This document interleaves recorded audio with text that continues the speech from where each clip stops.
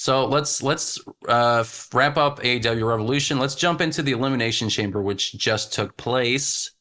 And it was pretty much what we expected in terms of the results of the matches. The best Elimination Chamber that I thought was the women's.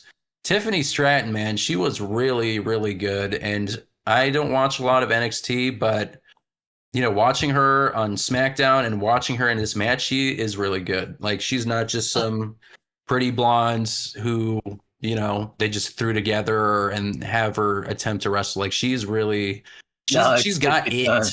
I'll say she's got an X factor. Tiffy time. She did the watch check too. It's gonna be a CM Punk fucking match. Yeah, exactly. Like, she's gonna be like, they're gonna like try and involve clobbering time in it somehow. Clobbering time or Tiffy time. Right. Exactly. It's gonna be like the battle of the slogans. But Australia was really into Tiffany Stratton in that match, and I'm sure. Given, I'll give credit to Liv Morgan when she pinned her, because they were booing the shit out of her when Tiffany Stratton got pinned, but she was like, "Yeah, I pinned her ass." So good on her to go a little bit heelish. But like, if the crowd are reacting like that, I would do the same thing. But she did that crazy swanton dive off the top of the pod, which was really cool. And I think there was after the match, Raquel Rodriguez, and I think Triple H said Gonzalez during the press conference for whatever that was reason. That was her NXT name. I think it's her actual name too.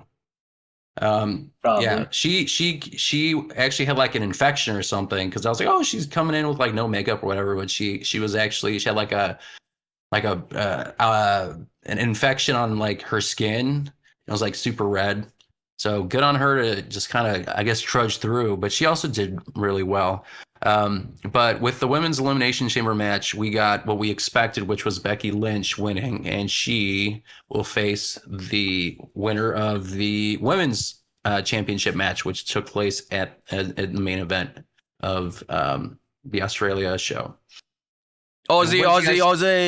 Yeah, Aussie. They were also really good. And apparently, and again, this is an issue with stadiums and the way that they are built. When there are ones without a ceiling, it doesn't sound like they were still super loud, but I felt like it didn't capture what everyone else in that stadium heard in person through the television. And a lot of people are saying like it was super loud for Rhea Ripley and for all these matches. But I think it's just the acoustics being an open air stadium. All that sound just kind of goes out, So no, it sucks, but they're obviously going to stick to stadiums because you make a lot of money and people will. They had like 52,000. I mean, it's a B pay-per-view on the road to WrestleMania, and you sold over 52,000 tickets in Australia. That's pretty great, I gotta say. Without The Rock. Without The Rock, exactly. And they were chanting "Rocky sucks" during the segment with Seth Rollins and Cody Rhodes. So they definitely did the right decision making The Rock heel. I thought that was really good. So what did you guys? I know some of you caught glimpses of it. Did you guys have any additional thoughts on the women's Elimination Chamber match? Do you think Becky Lynch is the right person to go to WrestleMania to fight for the title, or did you want someone else from that chamber to win? I think it should have been Liv, but whatever. Yeah, like Liv kind of got written off because of Rhea Ripley, so I thought they would go that route. But then, like, I think Becky Lynch is getting closer to the end than we realize. In terms of her career? As in terms of being a full-timer. Yeah, I agree. And Roman Reigns has been doing that for like, what, 2-3 years? Yeah. Which is crazy. He was there in the Thunderdome. When it was Thunderdome time, he was there. He was there. I mean, I feel like for me, again, this is how fast time flies. Because I still treat him as like a newer person, but he's been around for over a decade plus. Think about how many Manias we've watched him in now. Exactly. That's the other crazy. How many Brock Lesnar, Roman Reigns main events? I know. Jesus Christ. Like, I feel like all the WrestleMania, like 30 and up, like all those seem like a blur to me. Like I remember 31, and then all the other ones kind of blend together for me until 38. So, but I think Becky Lynch was the right person to win. And I do think when it comes to the men's WrestleMania match with Seth Rollins and then her, I don't think Becky Lynch is going to win. And I also think Seth Rollins is going to lose. And they might take some time off to recover, spend time with their kids. And I think well-deserved because Seth Rollins nursing an injury and getting cleared in like a week or so, he said. You can do your match, but I think you still need more time to recover and just work on it. You shouldn't be doing this kind of stuff personally, but good on him for doing that. And it was a really good women's elimination chamber match. I forgot to mention, I guess in the opening, the pre-show, we had the Kabuki Warriors who retained the women's tag team championships against Candice LeRae and Indy Hartwell, who I think is an Australian native. Yep. So that was actually a really good match too. Candice LeRae has been having kind of like hit and miss matches when it comes to like television tag matches, but I thought they both did really well for this one. I don't know where the Kabuki Warriors go from here.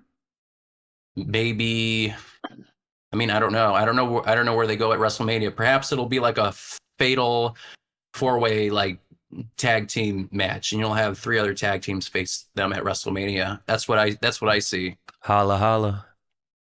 Yeah. I agree with that. Did you guys catch the Judgment Day versus Pete Dunne and Tyler Bate? That for me was the match of the night. The women's have the best chamber match, but I thought the tag team match was the best match of the night. And if you guys didn't catch it, Pete, man, I've been sleeping on Pete Dunne and Tyler Bate too, because they can really work and they do a lot of more technical stuff.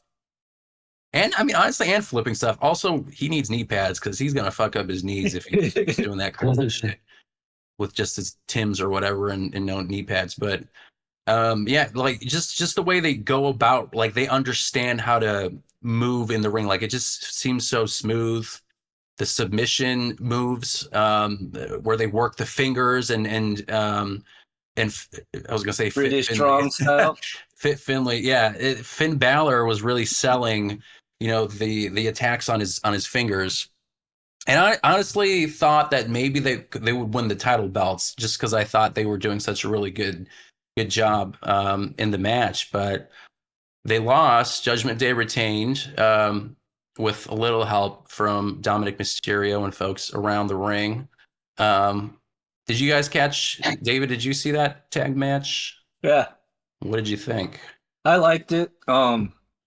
Like going back to Pete Dunne and Tyler Bate, it's like we've missed a lot of their career under the WWE umbrella because they're kind of stuck in NXT UK for a long time. Right. And I didn't watch that. and I think that Pete Dunne, I wouldn't say like he lost a lot of weight or like aura from being Butch, but I think in long term that was a funny way to bring him in. Like the guy that he is now is a better representation of him than Butch ever was. Yep. What do you think of the newer or the new name of their group? I forgot, is it Catch Wrestling? The Catch Republic. Catch Republic. There you go. It seemed for me initially it sounded like a clothing line, and I think maybe Corey Graves or someone said that before. Banana Republic. Yeah, it's like Banana Republic or American Eagle or something. Simon Miller's been saying they're from Star Wars since they have the Republic in their name. I mean, I think it's a cool. It's name. a play on, I guess, an old group they're a part of, which I unfortunately know nothing about. And I mean, it's also kind of ties into like the old school pro wrestling, like catch wrestling. Yeah, the Finleys, terminology Regals. that they used. Yeah. So I think I really hope they do eventually win the title belts. I don't know who the Judgment Day is going to face at WrestleMania. Awesome. I think that might be a possibility. Maybe they'll also get like a fatal 4-way or triple threat, a bunch of tag teams. Just do tornado tag, just go insane and just let them, go at it. And hopefully, I mean, Judgment Day, I don't know if they'll retain at WrestleMania. I think they're going to lose. I think Awesome Truth or Catch Republic. Awesome Truth's gonna get a bigger pop than Cody. You think so? They might. I feel like they will get a big pop. I don't know about bigger than Cody Rhodes, but I don't know. Give R-Truth. Man, R-Truth deserves his flowers. He's definitely a Hall of Famer, and he was the biggest return of Survivor Series. The biggest return. I mean, also just the way that he just kind of seamlessly blends into, like, if he gets kicked out of Judgment Day. I forgot. I guess DIY is also there. Maybe there. Maybe DIY is going to win the belts, but DX. He said, "I can't believe I got saved by DX." like they got what they wanted out of Judgment Day. And then they're just like, okay, let's do like a DX thing. And maybe in the creative writing thing, they're like, you know what? Let's just make them like pretend they're all these like these factions from the 90s and just have them keep trying to be in all these factions that used to exist. NWO. Next time he sees The Rock, he's gonna Nation. He's gonna do Nation of Domination. See, exactly. Yeah. I want to see R-Truth interact with The Rock, like a heel Rock, and then R-Truth just still be like that clueless person. Like you said, he showed up. I don't know if you guys saw that. Showed up in Austria. He's like, "All right, I'm here, guys. There's nobody here." I didn't see that shit. You said Austria? Yeah, because he thought that's what they meant instead of Australia. That's funny. The cerebral assassin Triple H, the Heartbreak Kid Shawn Michaels. I mean, yeah, he deserves lighter another belt. Yeah, right. The Gilbert version. Gotta get on that dick shirt. That's gotta be selling like hotcakes. Live, laugh, love. Live, laugh, love, and a dick shirt. I'm curious what they would do with like NWO with R-Truth if they start doing that too. Yeah, that'd be good. Still better than NWO 2000. Yeah. It was like the silver. Bret Hart, Jeff Jarrett. There was like 30 people in NWO at one point. Like everyone had a freaking NWO shirt. It was like the red and black, and then Wolfpack. NWO combined. Yeah. NWO Gold. So there was a segment. So basically, Cody Rhodes and Seth Rollins didn't have a match at Elimination Chamber, but they still showed up at the PLE. They had a segment on the Grayson Waller effect because I'm sure they wanted to get Grayson in front of the Australian crowd in some form or fashion. Austin Theory was there for some reason. I don't think he was necessary, but I guess because he's buddies with them and maybe he needed backup, that's why he was also there. But he was trying to do his best Rock impersonations. I thought it fell a little flat, but he was just there to take a bump from the other two guys. It didn't work out as well as I thought it was, but the biggest thing from that specific interview was Cody Rhodes basically challenging The Rock to a one-on-one match. And that seemed like an inevitability. But the interesting thing was he framed it in a way where he was saying it would happen between now and WrestleMania 40. So somewhere on a Raw or SmackDown, he wants to challenge The Rock to a one-on-one match, which is crazy. And obviously, my selfish ass wants to see that on the Raw in Chicago. Again. Do you guys think that's going to happen? Do you think that they're actually going to do like a money match like Rock versus Cody Rhodes on free TV? I think it's possible. But I seen Kenny Omega versus Bryan Danielson on TV. That's true, but that's also Tony Khan booking too. Yeah, but that's something they could. They'll do it once in a while. Yeah, just do it. Just really. We very well could be there. I mean, the WWE actually very much loves the Allstate Arena. A lot of the wrestlers hold it up to a very high regard as one of their favorite stadiums to perform at. Actually, Triple H talks about the really acoustics. Big wrestling town. Yeah, they really like the wooden ceilings. The Stone Cold even said it actually in his podcast. He was with the Undertaker and he said, we do a lot of the bigger dome like arenas or the outdoor ones for WrestleMania. But he's like, honestly, one of my favorite spots was Madison Square Garden, and he's like, and he actually said Rosemont. Rosemont Horizon, baby. Rosemont Horizon. When did they switch to the Allstate Arena? Was that like mid-2000s? Early 2000s. I know it would have Yeah. had to been early 2000s because by the time we saw No Mercy, WrestleMania 22. it was Allstate Arena. Yeah, when I went in 2002, it was already Allstate. Oh, really? So it must have been like 1999 or 2000 then. Super early They flipped 2000s, it. late 90s. And I'm surprised like that name has lasted that long because I feel like a bunch of these other arenas, they always keep changing. Like it'd be the Smoothie King Arena, and then it's like the Credit One Bank Arena or whatever, and they keep switching some of these names. That's all sponsors. And then like it is. in terms of, I mean, Chris knows he has to pass the fucking Rosemount all the time. It's like things over there, they kind of stay popping. Like especially the Allstate Arena. Like I'd only see a sponsor leave if things were going bad. It's kind of like the United Center. The United Center's been the United Center its whole tenure. Yeah, that's true. And they also like they sound like good names, you know, like the Allstate Arena, maybe because it's AA, or the United Center. Like it's the United Center because of the airline, but it just sounds cool. Like I said, versus like Smoothie King Center, and that's not cool. Or even like look at LA. LA went like back in the day for them it was the Los Angeles Forum, but now it's the Kia Center. Yeah, but Kia Center still sounds pretty cool too, you know. It doesn't sound as cool as the Forum. No, that's true. But yeah, Chicago's a big wrestling town, so I would like to hope that The Rock and Cody Rhodes, if they are going to do a match, which would be crazy, between now and WrestleMania, do it at the Allstate because I want to see it. Hell yeah! I mean, yeah. Oh, yeah.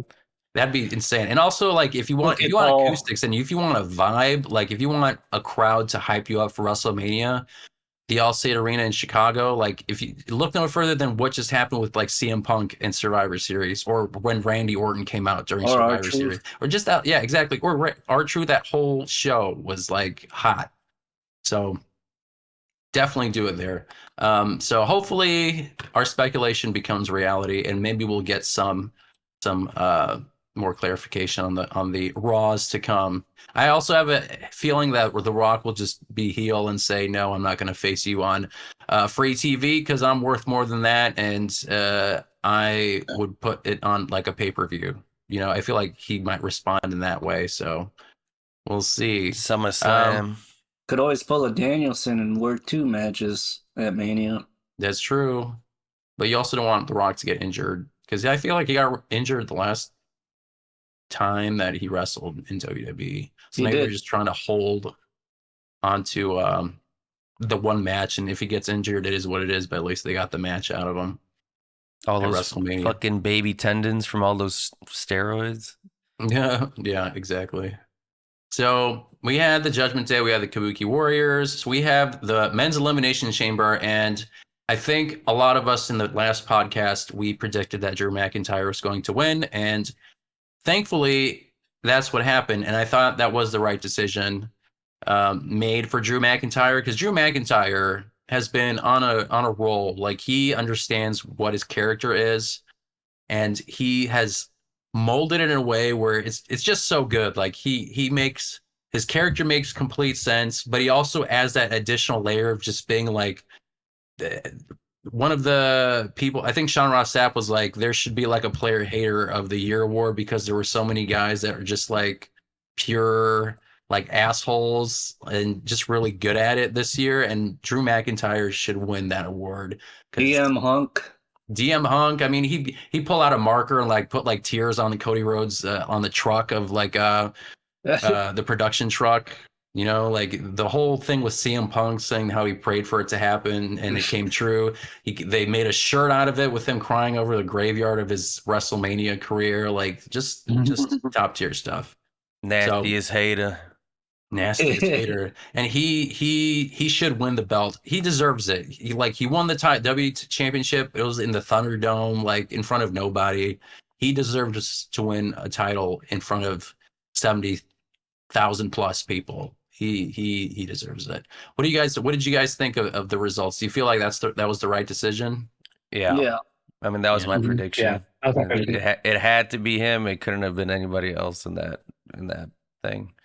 I mean, it could have, but I mean, I feel like it made the most sense. And in that chamber, they also set up a bunch of other feuds Which again, this is something WWE has been doing really well. Is Randy Orton, like there were people who lost, but they kind of saved them in the way that they lost, like LA Knight getting attacked by AJ Styles, and that's why he got pinned. So, and that's the other thing, like AJ Styles, like a lot of people were making that comment on social media that he flew 12 hours, paid $1,000+ to get on an airplane in Australia just to show up and just hit LA Knight in the head with a chair and make him lose. Like that's other player, that's other nastiest player hater of the year, like nomination worthy stuff. You know, you're just showing up because you hate him that like much. he thought he would. Exactly. Well, he probably thought that, like, again, like he'd get there faster because the Earth is flat, and you know, he should have just dug a hole from his backyard in Atlanta. Yeah, exactly. Dug a hole and got to Australia faster. But yeah, and then we saw a potential setup with Logan Paul versus Randy Orton. Logan Paul had brass knuckles. He got RKO'd out of nowhere, got pinned. He brought the brass knuckles in, and that's the other thing. I don't know why the Elimination Chamber door was still open. Like, bitches, close that door. Like, why are these guys still coming back in and like knocking the shit out of people? But Logan Paul came back with those brass knuckles, knocked out Randy Orton. Kevin Owens has a feud with Logan Paul. While Logan Paul was in the pod, he also, like, I guess he has a lot of space in his junk because he was able to hold brass knuckles and a black marker and a bunch of other things, I guess. Like, it's like a Barney bag down there, apparently. But he basically, while he was waiting in the pod, he like drew demon horns, and then he drew like a stick figure of Kevin Owens and made him like fat, like did a big circle and it said Kevin Owens sucks, and like drew that on the pod. Dick butt. Yeah, well, Dick Butt was a meme that someone put on there, which like, I was like, you could do a lot of stuff with that because like the temple, the setup is so cool because you could do anything with like, you know, the other thing he also put on the pod, that S that everyone did in elementary school. He drew that. Oh my! Yeah, Oh, if I you didn't guys see that. haven't seen that, That's that's really good. So again, this was an entertaining men's elimination chamber match. I just thought the women's one was just a little bit better, but again, this entire show was super solid. Everyone won, you know, as expected, and you don't necessarily have to always swerve for swerve's sake. You know, you can do what makes the most logical sense, and here I think it made the most sense. The main event was Rhea Ripley versus well, not Becky Lynch, Rhea Ripley versus Nia Jax. Jack. As the main event, and good on Triple H for making this actually the main event, because you know sometimes they're like, okay, well, they're in front of a hometown crowd, but I feel like a women's title match doesn't always get that main event treatment, and this one was well deserved. And Nia Jax, again, in this match, if you guys haven't seen this match, and for folks who haven't caught it on the podcast, definitely rewatch it. But she's also been just really good. She her second run has been much better than her first. Oh, by miles. By miles. I mean, just her promo work and even her in-ring work. Like, she understands her capabilities and how, you know, her body works in the match. Like, she understands how to work. And Rhea Ripley, she did a great finisher on her. And yeah, spoiler alert, Rhea Ripley retains and she faces Becky Lynch. I thought that I feel like it could have gone the other way where Nia Jax retains or Nia Jax wins, because Becky Lynch does have history with her too. They had that whole feud thing leading up to their match, and I felt like it could have gone either way. But did you guys feel like Rhea Ripley was going to retain at Elimination Chamber? Yeah. That was very good. Yeah. I felt like it wasn't going to be one of those Vince things where, you know, Vince used to make people lose in their hometown because he'd be like, oh, the heel's going to get over. Which is thank God, because I feel like you sometimes just need a good moment and something to end the night on a good thing. And, you know, she won, she retained. She went to her family. She had her sister there, her mom, her dad, I think an aunt or something. I don't know who else was there, but There was like 14 relatives or there were something. like 14 people, there in the front row. Where was her man at? In the House of Black? Oh, he wasn't there. I don't think he was there. Probably watching from the back or He something. was busy losing a Collision or something. But yeah, so that was basically the whole. But he's also Australian. Is he? Mm-hmm. Aussie? I wonder, he is in AW, right? I'm not crazy. No, yeah, he's Buddy Matthews, House of Black. Yeah. So do you think he's ever going to come back to WWE? If they bring Alistair with him. Or Yeah. Malachi, depending how you know him. Alistair, Malachi Black, yeah. Well, I mean, I hope that, that with Rhea Ripley winning and retaining, I think that she is going to retain at WrestleMania 40 and just keep holding on to it. I don't think Becky Lynch has to win the belt. This was Becky Lynch's first Elimination Chamber, I think. And she also did really well. So at least she got that little notch on her belt. And I don't know if it will main event either WrestleMania. I feel like if there is going to be a women's match, that main event, it's going to be Bayley versus Io Sky. She's the Rumble winner, so. Right, exactly. I mean, you would think that's how it should go, but we'll see. I don't even know if Bayley's going to main event. Honestly, if you're going to have Roman Reigns versus Cody Rhodes, that's going to main event night 2. If they're going to be doing a tag team match with The Rock, potentially, just based on the promo they've been doing, that's probably going to main event night 1, to be honest, unless they open the show with it. Does that count as 2 times in one go for Roman Reigns to be the main event? Because he's main evented like 8 Manias, so we'll just make it 10. That's true. I mean, that's how I would look at it, because it's technically 2 separate events. It is WrestleMania, but it's a night 1, night 2. It's two events. So yeah, we'll see. But overall, good show. And I think that's a wrap for this episode of the Chi-Town Shoot podcast. Please don't forget to like, subscribe, rate us, and leave your feedback. Tune in next time for more wrestling madness. Until then, keep marking out.